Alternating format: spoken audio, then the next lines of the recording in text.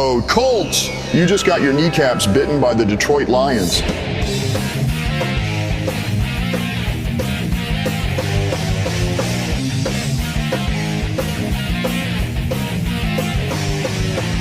That's a good job. That got us to 10. That's 10. That's 9 in a row. How many of you guys have won 9 in a row in here in the NFL? Raise your hand. Yeah, it's saying something. It's rare. All right, we're in rare air right now. All right, so we're doing something special, which we knew we would. There are little things to clean up. All right, but the most important thing is we found a way to get that W. I want to highlight just a couple of guys here. All right, the first one, man, defense, 8 total tackles. 7 of those were solos. Rodrigo, you played your ass off. Come on, good. Appreciate you guys. Let's keep it rolling, and love all y'all. Good, good. Hey, we talked about field position was going to be big. Defense, that's a way to just keep them backed up, keep them pinned. So Lamb, 4 punts, 192 yards, 48-yard average, all inside the 20. Jack Fox.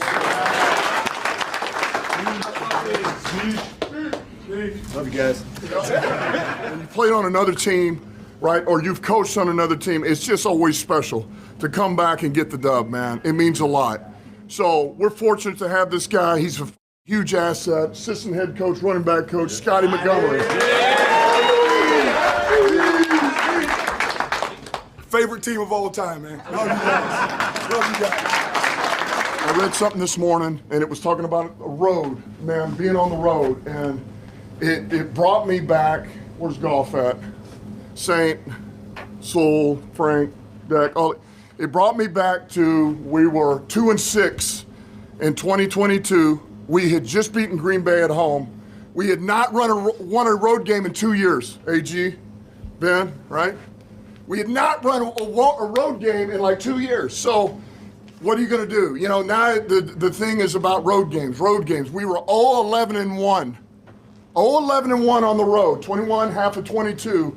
And then we went to Chicago and got it. We got our first dub, and since then we're 16-5 on the road, man. And every one of you are a part of that. Every one of you are a part of that. That's big, man. 16-5 on the road, all right? So we're road warriors. We're also damn good at home. Good win, man. That's number 10. All right, let's go. That's 10, baby. Win on 3, 1, 2, 3. Win.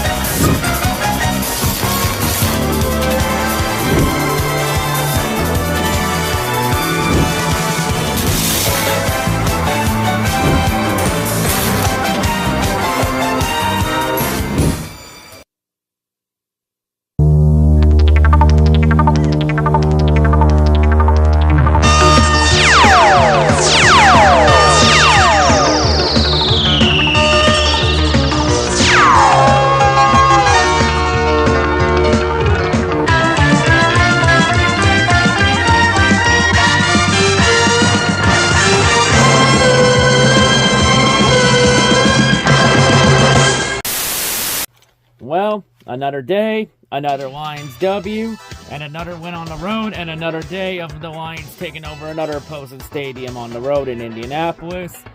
Was it one of the most dominant wins the Lions have had all season? We've seen more dominant wins than today. But you know, they did their job, got the job done. Defense clamped up, even with them being as banged up as they are right now. You know, the defense didn't break, and they got the job done. Especially the second half. Like, man, this defense has been playing its ass off. Especially the last 2 weeks. Hot damn. So yeah, Lions get another win. Tied their best start in franchise history. Before we talk about that, though, let's talk about what else happened in Detroit sports. Because the Lions were the only positivity to come out of Detroit sports this week. The most impressive part in this whole week for the Red Wings is the fact that Derek Lalonde still has a job with the Red Wings. Because man, oh man, Steve Eisman is really testing everybody's loyalty patience with this damn team. Because this Wings team is so fucking terrible right now. Well, it started off with the West Coast sling wrapping up in San Jose. And the Wings had a chance to beat the Sharks and completely blew it and lost to the Sharks in overtime. Seriously, collapsing against the Sharks? The Sharks! The worst team, one of the worst teams in the fucking league. A team that's pretty much competing for a fucking spot in the NHL Tank Bowl in the lottery. After getting Macklin Celebrini. And the Wings really struggled to that. That's pretty fucking embarrassing. It's more fucking embarrassing when the Wings still let Derek Lalonde back on the team plane ride back to Detroit. They should have just left his ass in San Jose. But hey, here's a win against the Islanders, and Patrick Waugh bounced everything off and deny Waugh his revenge in Detroit. Before you go on and lose to Boston on Saturday.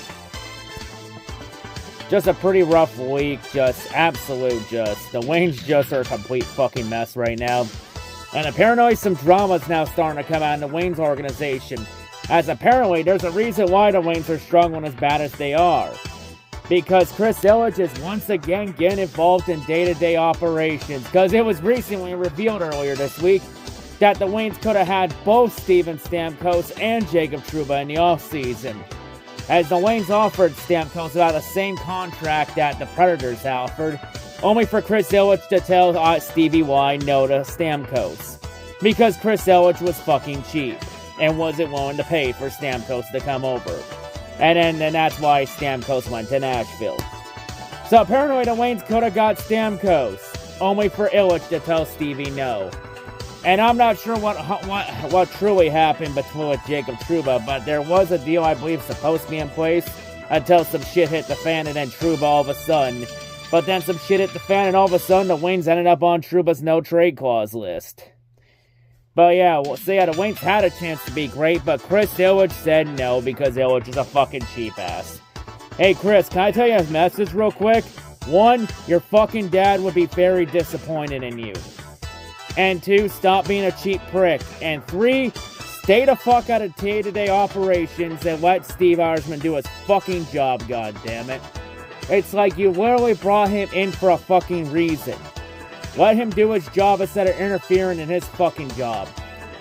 Like, if you're not gonna let Steve Yzerman do his job, then fucking fire him and bring a yes man in, then, goddammit. If you really want to run this team into the fucking ground so goddamn badly. Like, honestly, even though Derek Lalonde hasn't been perfect at all, I don't know, maybe Chris Ilitch's struggles have something to do with it. He's still a bad coach, but, you know, maybe he would have had a better chance had Chris Ilitch just stayed the fuck out of day-to-day operations and not interfere and let the hockey people that he put in charge do his job. Like, Jesus fucking Christ. When is Chris Ilitch gonna fucking learn to stay out of day-to-day operations and to do his fucking job?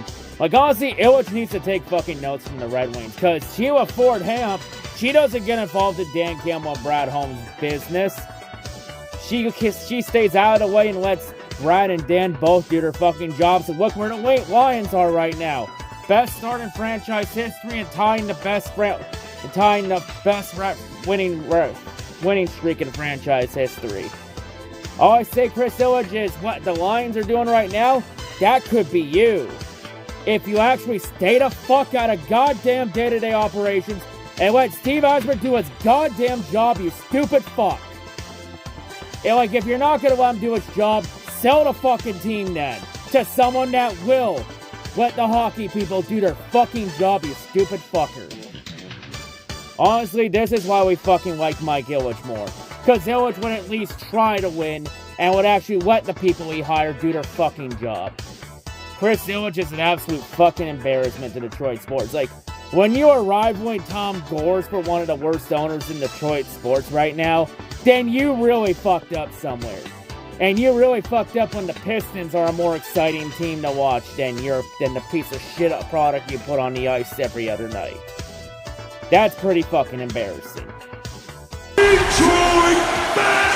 Okay, I need a break from the Red Wings to talk about the Pistons. As well, the Pistons, they're a young team that's having their growing pains, and this week was the equivalent of those growing pains. Starting off losing a heartbreaker against the Bulls against Chicago, so that sucks to lose to the Bulls again. But, you know, even despite the progress the Pistons have made so far early this season, they still got a long ways to go. And then they had a hard-fought battle against the Hornets in overtime. But once again, the one issue that's plaguing this team once again reared its ugly head. And that's the Pistons cannot fucking finish games. And it happened against Charlotte where they couldn't finish the job and fall to the Hornets at overtime. And then they had a chance possibly against the Magic late, only to fall short against the Magic. just a pretty rough week, you know. But, you know, it's kind of expecting, you know, a young team. They're going to have their growing pains. Yeah, and this week, even despite the Pistons' best efforts this season, you know, they still got a lot of growing pains and a lot of work to do. You know, to repair the damage that Troy Weaver did the last couple years. But they're definitely taking steps in the right direction, that's for sure. Just some growing pains in the Detroit basketball this week. You know, just the pains of having a young rebuilding team. And sometimes you just want a little more, but you gotta remember the situation right now and just hope you can trust this process now. Yeah, I know the Tigers aren't playing at all and we're still in the baseball offseason. That doesn't mean we can't talk about them since earlier this week was the MLB awards show. So a couple Tigers were up for nominations for awards as you had Tariq Skubal in the AL Cy Young conversation. You also had A.J. Hinch in the talk for Manager of the Year. As in terms of Manager of the Year, A.J. Hinch ended up third in the AL Manager of the Year voting. Seriously, how the fuck did A.J. Hinch not win Manager of the Year? Like, literally, he literally coached the Tigers team that was like almost 8 games below 500, 12 games out of a wild card spot. Had like a 0.2% chance to make the playoffs. Let them all the way in. Not only got them in the playoffs, but got them a series win on the road against Houston. And then took Cleveland to the fucking distance in the ALDS. And despite all that, he still doesn't get Manager of the Year. Man, that's some bullshit right there. But then again, you know, it's not the worst key in the world. Because as we've seen before, coaching awards are pretty fucking useless in all sports. So, not the worst case scenario, but hey, at least one Tiger didn't get screwed out of the award he rightfully deserved. And that was Tariq Skubal winning the AL Cy Young Award winner. As it was a unanimous decision, so he gets the award for Best Pitcher in Baseball. First time a Tigers pitcher has won the AL Cy Young since Justin Verlander back in 2011. So yeah, Tariq Skubal joined some great company of great Tiger pitchers to win AL Cy Young. So congrats to Skubal on that. Well deserved by him. One of the best pitchers in baseball this year. You know, just honestly wish things could have worked out better for him in the AL Central against Cleveland. ALDS against Cleveland. And of course, there have been talks about Tariq Skubal getting a contract extension since, yes, Skubal after the AL Cy Young, he's now due for his first big boy contract. And talks have been going pretty slow. As Skubal has said, the Tigers have currently lowballed him. Lowballing him again. Lowballing a Detroit sports athlete. And the Tigers are another team that's owned by Chris Ilitch. I swear to fucking God, if I find out that Chris Ilitch is being a fucking cheap ass for Tariq Skubal, I'm going to flip fucking shit on Chris Ilitch again. Ilitch, stay the fuck out of the way and let the baseball people you hire do their fucking job. For fuck's sakes. Why can't, like, seriously, Chris Ilitch, why can't you run your teams like the Lions? With Sheila Ford-Hamp. Why can't you just stay the fuck out of day-to-day operations and just let the fucking people you hire do their damn job? God fucking damn it, you stupid piece of shit. So the Lions, another day, another double-digit victory against another team. And the Lions sweeping another division, as with the Lions beating the Colts today, they have swept the AFC South and were successful in the AFC South gauntlet for 3 weeks. You know, knocking off Houston, knocking off Jacksonville, and now knocking off Indy. And also Tennessee in there too, with Green Bay sandwiched in the middle of the AFC South gauntlet. As technically the AFC South gauntlet started with Tennessee, with Green Bay somehow sandwiched in the middle of that. To give Detroit a little breather after Tennessee, I guess, and before Houston. But even despite all that, it didn't matter. Detroit still wins because, you know, the Lions won again and beat your favorite teams. Yeah, and the Lions took over another stadium, which I think this one was expected because of how close Indianapolis is to Detroit. All I say after this game is I hope David Land is okay. I guess he's alright, isn't he? But yeah, wasn't a very dominant belt to ass like we've seen in weeks past, like Jacksonville, Tennessee, and Dallas. But you know, it was still belt to ass. Just not what we've been used to. This was more of like a defensive game. Because the Lions' offense struggled throughout much of the first quarter. Like, 2 of their touchdowns came in the second quarter. And then the second half was just a defensive struggle, with Detroit getting the only points in the second half. But the Lions defense, with how banged up they are, you know, the secondary being banged up without Terry and Arnold, and then not having Alex Anzalone for 6 to 8 weeks because of the broken forearm. You know, like, this game just shows how deep the Lions roster is and how deep the depth is. And, you know, usually in these injury situations, you either got two choices. Either step up or you step aside. The Lions defense chose option A. They stepped up, and boy have they stepped up. Like 2 games in a row where they haven't allowed a touchdown, and 2 games in a row they haven't allowed a single point in the second half.